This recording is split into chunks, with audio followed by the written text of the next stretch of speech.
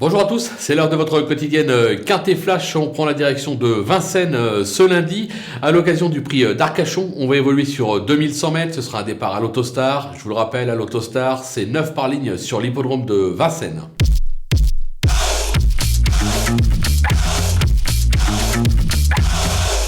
On attaque avec des bases en béton bien évidemment, avec le numéro 7 Décoloration qui n'a plus à faire ses preuves à ce niveau et sur ce parcours. L'engagement est idéal, elle est présentée ici pieds nus, on fonce. Le numéro 6, Valzerdi Poggio, qui n'a pas été ridicule dernièrement sur l'hippodrome de Lyon derrière un certain Clean Game. Il retrouve le parcours de son dernier succès. Le patron est de retour aux commandes, obligé d'y croire. Et enfin le numéro 8, Wallotalove, qui est titré à ce niveau et sur ce parcours. Il a maintenant 2 courses dans les jambes, pieds nus. Il peut lui aussi ambitionner de jouer les tout premiers rôles dans cette épreuve. Du côté des opposants, on se méfie du numéro 9, Victor Ferme, qui vient de renouer avec le succès à ce niveau et sur cette piste. Il s'est déjà bien comporté sur le parcours. Christophe Martin s'est en tiré la quintessence sur sa lancée. Il vise un nouveau podium. Le numéro 5, Baron des Loups, qui a glané 3 succès l'hiver dernier, durant le meeting de Vincennes. Sur ce parcours, certes, le lot est relevé, mais bien garé en tête avec le 5 derrière la voiture, je pense qu'il est capable de réaliser un numéro. Le numéro 16, Copsy, impressionnant cette année. Il s'est notamment imposé à ce niveau sur ce parcours, entre-temps 1, 10, 6. Il a depuis repris de la fraîcheur. Alors certes, le 16 n'est pas le numéro idéal derrière la voiture, mais je pense qu'il peut s'en sortir. Attention à lui. Le coup de poker, ce sera le numéro 15, Domingo Della, qui n'a pas conclu plus loin que 2e cette année après 7 sorties.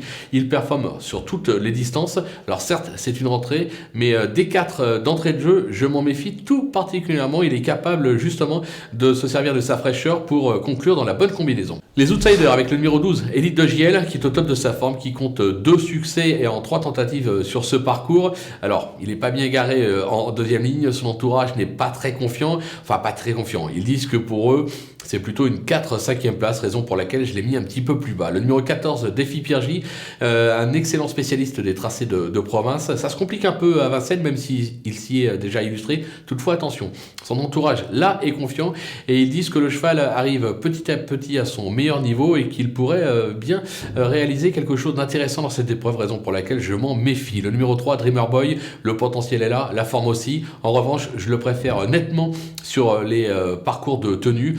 Ça sera donc plus une place que pour la victoire. Pour moi, on va dire 4-5e, mais pas mieux. Et enfin, l'As Crescent 10. Son dernier succès a été acquis sur une distance analogue, c'était sur l'hippodrome d'Anguin. Il reste intermittent. On connaît sa qualité, il n'y a pas de souci. Il a le droit de faire l'arrivée d'une telle épreuve.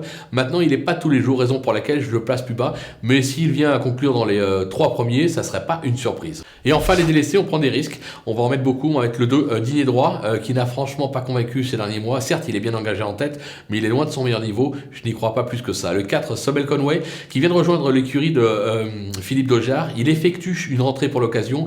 Moi, je préfère le regarder courir pour un petit peu plus tard. Le numéro 10, Comtesse Duclos, qui ne m'a pas convaincu ces derniers temps, et je la préfère nettement sur les tracés de province, raison pour laquelle je tente l'impasse. Le 11, BBAM, qui vient de rejoindre l'écurie de Cyril Chenu. Il est D4 avec Alexandra Brivard, mais effectue sa rentrée après 5 mois d'absence. J'ai des doutes. J'ai des doutes également pour Alexandra Brivard. Et le numéro 13, Douceur du Chêne, qui ne m'a pas franchement convaincu cette année.